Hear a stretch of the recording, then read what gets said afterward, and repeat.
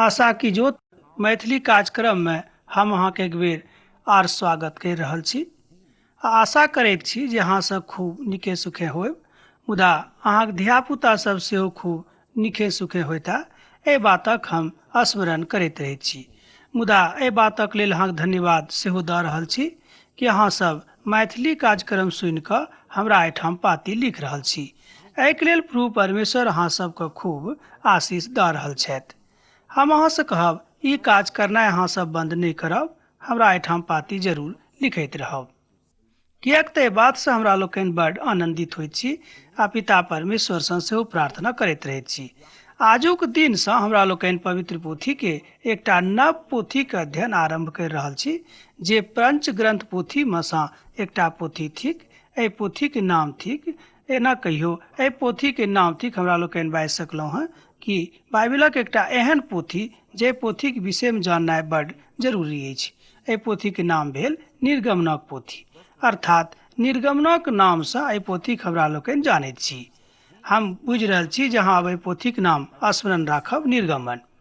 मुदा जेना शब्दे सँ अभिव्यक्ति भऽ रहल अछि कि निर्गमनक अर्थे होइत अछि एक ठाम सँ दोसर ठाम गेनाइ, अर्थात ओतऽ सँ पलायन करनाइ, जेना अहाँ बुझी बा यात्रा आरंभ करनाइ।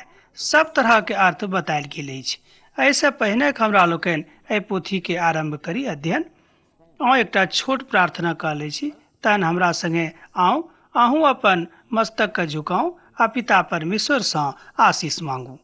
हे कृपालु दयालु परमेश्वर, हे महान परमेश्वर, प्रभु जी हम अहाँके धन्यवाद दऽ रहल छी, किएक तऽ प्रभु अहाँ महान सर्वशक्तिमान परमेश्वर थिकहुँ। प्रभु हमरा सब गोटे के ऊपर प्रभु अहाँ विशेष रूप में दया करूँ। विशेष रूप में प्रभु जी हमें श्रोता भाई बहिनी के ऊपर अहाँ दया करूँ प्रभु, जाहिसँ प्रभु हुनका जिंदगी में जतेक तरहक तकलीफ छनि प्रभु, ओहि सबटा तकलीफ के अहाँ दूर कऽ दियौन। एहि छोट प्रार्थना के हम अपन उद्धारकर्ता यीशु क्रिस्त के नाम सँ मांगि रहल छी, आमीन। अब हमरा लोकनि एहि पोथी के अध्ययन आरंभ करब। जेना हम शुरुए में कहने छलहुँ हैं कि हमरा लोकनि क्रमबद्ध अध्ययन कर रहल छी, तहन एहि पोथी के अध्ययन सेहो हमरा लोकनि करब एक एक अध्याय कऽ कऽ। आज हमरा लोकनि पहिल अध्याय के अध्ययन आरंभ कर रहल छी। एहि पोथी के आरंभिक जे किछु बात रहै तकरा हमरा लोकनि उत्पत्ति के पोथी में देखलहुँ हैं, मुदा जे किछु बात ओहिठाम छुटि गेल रहे तकरा आब हमरा लोकनि एहि पोथी में देखब। एहि अध्याय के 7म पद में एहि बातक ऊपर बड़ नीक जकाँ बतायल गेल छै। जँ अहाँके लग पवित्र पोथी बाइबिल अछि तकरा अहाँ खूब नीक सँ पढ़ि कऽ देख सकलहुँ हैं। निर्गमनक पोथी के रचनिहार प्रभुक दास मूसा रहथि। जेना एक बेर हम आरो अहाँके बतेने छलहुँ हैं, मूसा एहि पोथी के रचना केलखिन। एना कहियो ई पंच ग्रंथ नामक जे पोथी थिक, ओहि पोथी में 5टा पोथी छै। वही पोथी में से एकटा पोथियो भेल जकर नाम निर्गमन भेल, जकरा विषय में हम अखन तुरंत अहाँके बतेने छलहुँ हैं। श्रीमान मूसा एहि पोथी के बड़ नीक सँ बड़ आदर सँ एहि पोथी के रचना केने छलाह। देखियौ, उत्पत्ति के पोथी में एहि विषय में बड़ नीक सँ बतायल गेल छै। निर्गमनक पोथी में उत्पत्ति पोथी के जे बाँचल किछु वस्तु रहै, अर्थात जे विषय वस्तु रहै, तकरो एहिमे दर्शायल गेल छै। एहि पोथी में हमरा लोकनि देख सकलहुँ हैं कि प्रभु परमेश्वर कोना कऽ इस्राएली लोक के ओतऽ सँ अर्थात मिस्र सँ आनैत छथि, अर्थात मिस्र देश सँ। एहिठाम एकटा बात आरो हमरा सबक जाननाइ जरूरी अछि कि उत्पत्ति पोथी के काल में लगभग 350 बरखा के अंतर अछि, अर्थात 350 बरखा के बाद विद्वान सब कहैत छथि कि पोथी के रचना भेलै। मुदा अब जे हुए ई बात सत्यक थिक कि परमेश्वरक खूब महान दया एहि पोथी में हमरा लोकनि देख रहल छी। इब्राहिम ओतऽ अर्थात मिस्र में 400 बरख धरि रहथि। एहि बातक हमरा लोकनि पहिनहिए सीख चुकल छी। एहि बातक सत्यापन अहाँ उत्पत्ति पोथी तकर 15 अध्याय के 13 पद में कर सकलहुँ हैं। किएक तऽ पोथी के अध्ययन हमरा लोकनि कऽ चुकल छी, मुदा हम तैयो दोहरिया देलहुँ जाहिसँ अहाँ ई बातक बुझबै कि ओतऽ ई बात लिखल गेल छै। जँ अहाँके लग पवित्र पोथी अछि तऽ अहाँ एखने खोलि कऽ देखियौ, ओतऽ सत्यापन करियौ। निर्गमन शब्दक मुख्य अर्थ होइत अछि निराकरण, एना कहियो ओतऽ सँ निष्कासन अर्थात निकासक बाट। एहि विषय में हमरा लोकनि देख रहल छी। प्रभु यीशु मसीह एहिठाम सेहो अभियुक्त होइत छथि, एना कहियो देखाइ पड़ैत छथि। हुनक अभिव्यक्ति एहि वचन में सेहो आबैत अछि। हमरा लोकनि मूसाक वचनक एना कहियो एहि पोथीक माध्यम सँ देखैत छी, अर्थात जे पवित्र आत्मा मूसाक हृदय में काज केलखिन वह अपन पोथी में लिख कऽ राखि देलखिन। तहन हमरा लोकनि मूसाक जिंदगी के विषय में सेहो एहि पोथी में देखब कि हुनक जिंदगी केहन रहनि। एहि पोथी के मुख्य रूप में 3 भाग में हमरा लोकनि विभाजित कऽ सकैत छी। पहिल बेर फिरौनक राजमहल में 40 बरख धरि मूसा छलाह। तकरा बाद हमरा देखैत छी मिद्यानक रेगिस्तान में सेहो ओ 40 बरख धरि रहथि, आ तकरा बाद 40 बरख धरि ओ उजाड़िस्तान में इजरायली लोकक नेतृत्व करैत काल में छलाह, अर्थात कुल मिला कऽ 120 बरस भेल।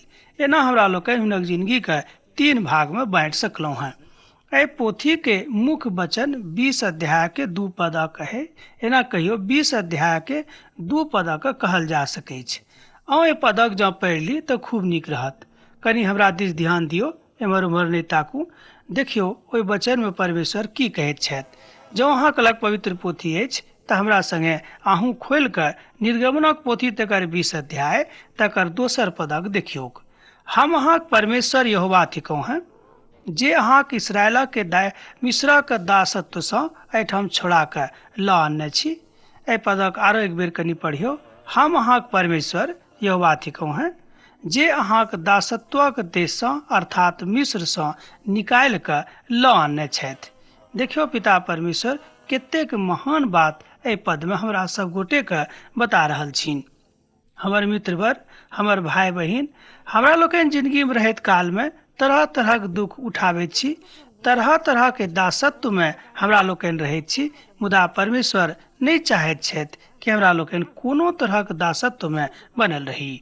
मुदा पिता परमेश्वर एना कहियो हमरा सभक छुटकारा पिता परमेश्वर चाहैत छथि। हमर मित्रवर, हमर भाई बहिन, जँ अहूँ कोनो तरहक फेरा में पड़ल छी तऽ पिता परमेश्वर से प्रार्थना करूँ। पिता परमेश्वर जेना इसराइली लोकक ओतऽ से छोड़ा कऽ लऽ आनलखिन, अहूँ को अहाँक समस्या से छोड़ा कऽ बाहर निकालि देथिन। इहो बातक हमरा लोकनि एहि पोथी सँ सीख सकलहुँ हैं। देखियौ कतेक महान बात अछि जे हमरा लोकनि पिता परमेश्वरक पोथी के अध्ययन कऽ रहल छी, मुदा एहि पोथी के माध्यम सँ सेहो सीख रहल छी कि प्रभु हमरा सब गोटे सँ कतेक नेह राखैत छथि, कतेक प्रेम करैत छथि। देखियौ हमरा लोकनि अपने भाषा में पिता परमेश्वरक वचनक अध्ययन करि रहल छी। तहन एहि अध्यायक किछु पदक पढ़ि रहल छी, तहन कनिक ध्यान दियौ। जँ अहाँक लग पवित्र पोथी अछि तऽ बड़ बढ़िआँ, जँ नहि अछि तऽ कोनो बातक चिंता नहि, अहाँ ध्यान दऽ कनिक सुनियौक। एहि अध्याय किछु पदक देखी। इजरायलक पुतक नाम जे अपन अपन घरानाक लऽ कऽ याकूबक संग मिस्र देश में आयल छलाह, ओ सब ई छथि: रूबेन, सिमोन, लेवी, यहूदा, इसाकार, जबूलून, बिन्यामीन, दान, नप्ताली, गाद और असेर। यूसुफ तऽ मिस्र में बहुत पहिनहिए से आबि गेल चुकल छलाह, मुदा याकूबक निज वंश सँ जे जतेक लोग पैदा भेल रहथि ओ सबटा मिला कऽ कुल 70 प्राणी रहथि। यूसुफ और हुनक भाई के ओहि पीढ़ी के सब केओ ओते खत्म भऽ गेल छलाह। एहि पदक अहाँ निर्गमनक पोथी में तकर 1 अध्याय के 6 पद में अहाँ देख सकलहुँ हैं। आ जतेक पद हम अखन पढ़लहुँ हैं ओ 1 अध्याय के छल, 1 पद सँ लऽ कऽ 6 पद धरि। जँ अहाँक लग पवित्र पोथी अछि तऽ अहूँ पढ़ि कऽ सबटा बातक सत्यापन कऽ सकलहुँ हैं।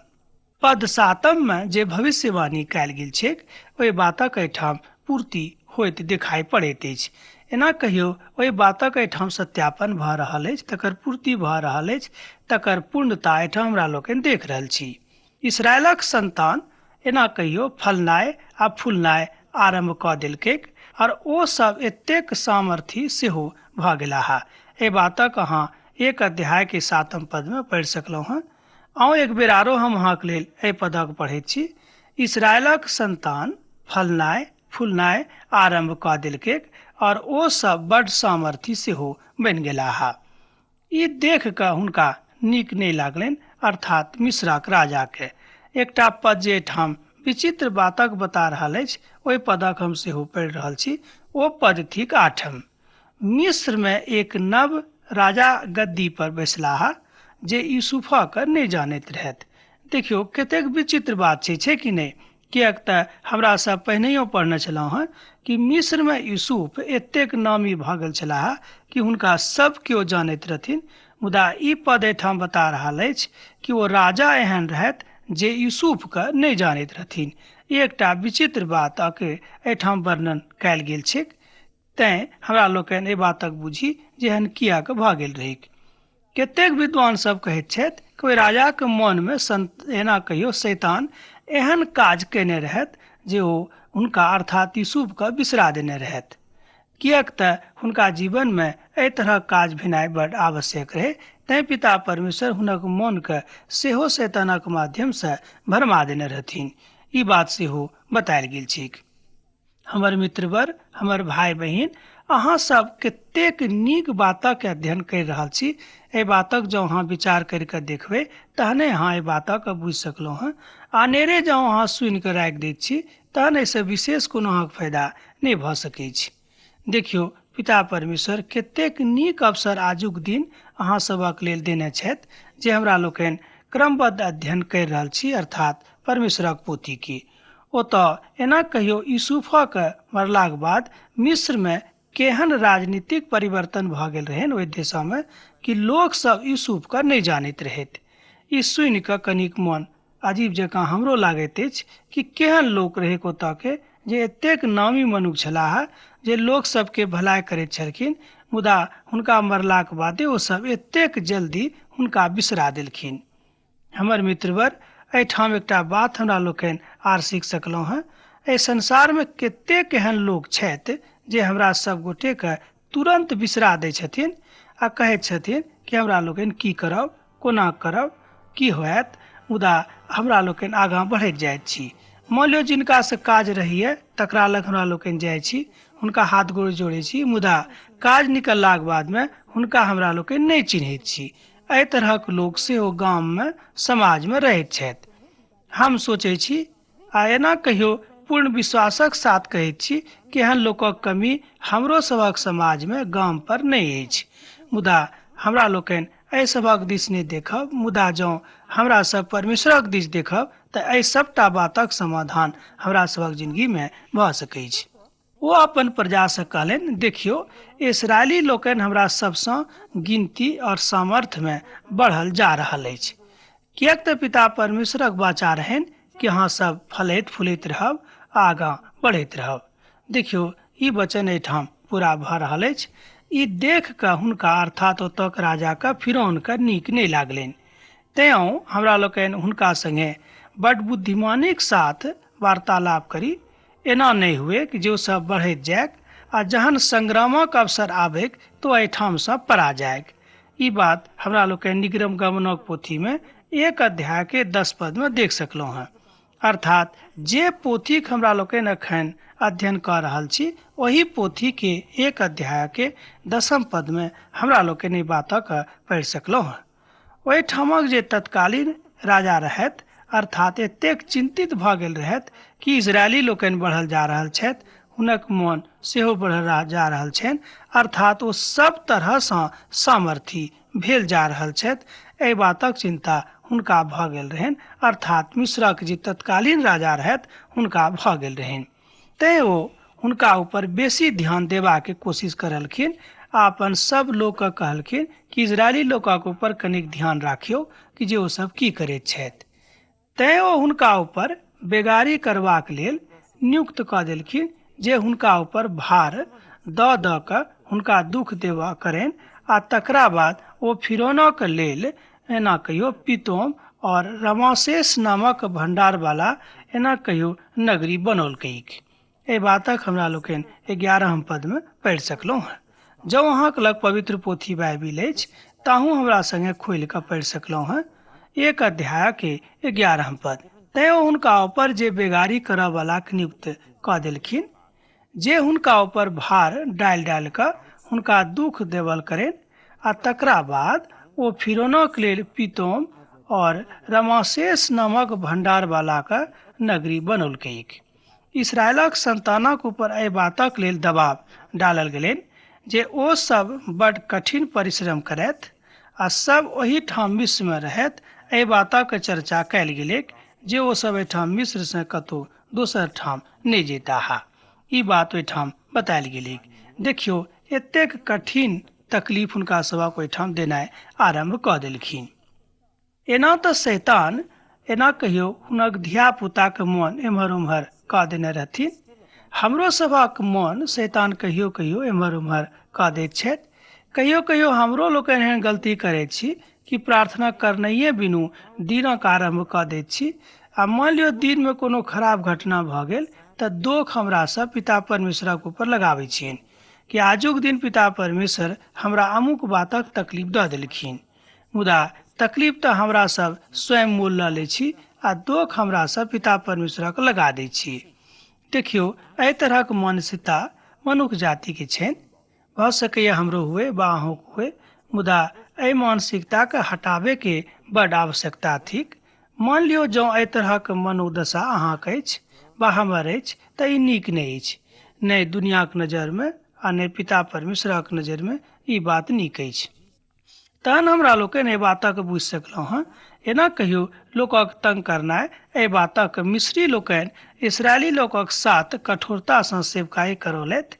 ई बात हमरा लोकनि यही पोथीमे 13 पदमे पढ़ि सकलहुँ हँ, अर्थात निर्गमनक पोथी तकर 1 अध्याय के 13 पद।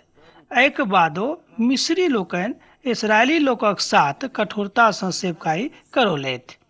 तहन आगूक पदमे एना बतायल गेल छै कि इसराइली लोकक जिंदगी एना कहियो एतेक खराब भऽ गेलनि जे ओ गारा आ माठ ईंट और खेती संबंधी सबटा काज करा कऽ हुनक जिंदगीके ओ सब नरक बना देलखिन। एहि बातक अहाँ 14 पदमे पढ़ि सकलहुँ हैं, जँ अहाँके लग पवित्र पोथी बाइबिल अछि। मान लियौ जँ कोनो कारणे नहि अछि तऽ हमरा संगे अहाँ सुनिए रहल छी। एहि बातक ऊपर कनिक अहाँ ध्यान दियौ आ मनन करियौ।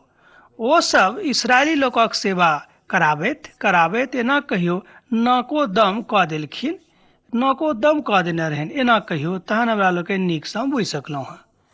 सिप्रा आ पुआ नामक 2टा दाइ ओतऽ छलीह जे मिस्र देशक राजा हुनका आज्ञा देलखिन।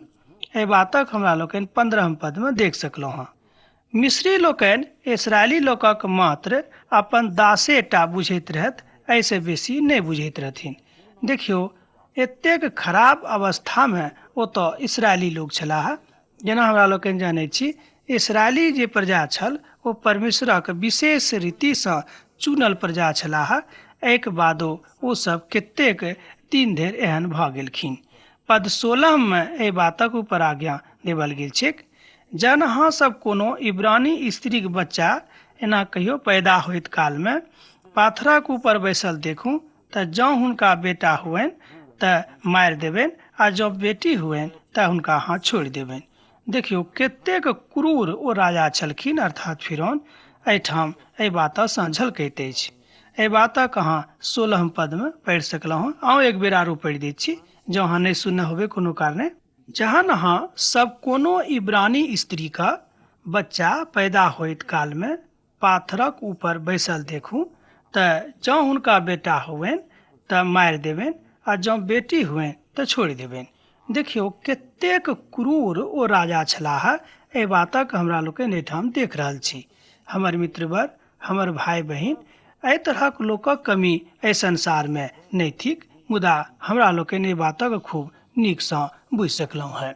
एहिठाम शैतान प्रभु यीशु मसीहक बाटक अवरुद्ध कऽ रहल छथि, किएक तऽ यही वनसँ हमर उद्धारकर्ता, अहाँक उद्धारकर्ता प्रभु यीशु मसीह अबैया छलाह।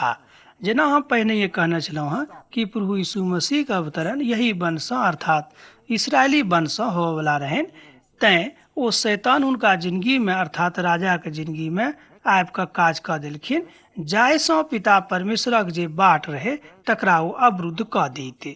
हमर मित्रवर, हमर भाई बहिन, एहि तरहक बंदी बनाबैवला विचार बहुत लोकके आजुक दिनमे अछि। एकटा घटना एहि संबंधमे हम अहाँके बतायब। एक गोटे गाँव पर देखलखिन कि एक गोटेक बेटा पढ़ैमे खूब नीक छनि, अर्थात जँ ओ पढ़ि लेत तऽ पढ़ि कऽ पैघ पदाधिकारी बनि जेताह आ जँ नहि पढ़ताह तऽ नहि बनता। मुदा ओ एहन हिसाब किताब बैसा देलखिन कि हुनक बेटा पढ़बे नहि करी, मुदा ओ बेचारा नहि पढ़ि सकल। एहि तरहक विचार राखैवला लोक आजुक दिनमे एहि संसार में अछि। मुदा हम कहै छी कि जँ अहाँ परमेश्वरक लोक छी तऽ एहि तरहक विचार अहाँ नहि राखू। आ जँ आजुक दिन धरि परमेश्वरक लोक नहि बनलहुँ हँ तऽ आजुक दिन अहाँक जिन्दगीक लेल एकटा महान अवसर अछि। अहूँ परमेश्वरक लोक बनि सकलहुँ हँ। मुदा ओ दासी लोकनि परमेश्वरक भय मानैत रहली आ मिस्र देशक राजाक भयक आज्ञा नहि मानलखिन आ ओकर एना कहियो जे आज्ञा देने रहथिन तकरा ओ तोड़ि देलखिन, किएक तो परमेश्वरक भय माने वाला छलीह। तहन मिस्रक राजा हुनका बजा कऽ एना कुछ कहलखिन कि जँ अहाँ सब बेटा सभक जिंदा किएक छोड़ि दैत छी, अहाँ सब एहि तरह काज किया कऽ रहलहुँ हँ। एहि बातक अहाँ 18 पद में पढ़ि सकलहुँ हँ। तहन दाइ लोकनि फिरौनक उत्तर देलनि, ओ जे सब तऽ एतेक फुर्तीबाज छथि कि जे हमरा सभक पहुँचैत पहुँचैत हुनका सभक धियापुता उत्पन्न भऽ जाइत छनि। ई बातक अहाँ 19 पद में देख सकलहुँ हँ। एही कारणे परमेश्वर दाइ लोकक संगे भलाई केलथि, ओ सब बढ़ि कऽ बड्ड सामर्थी भऽ गेलीह।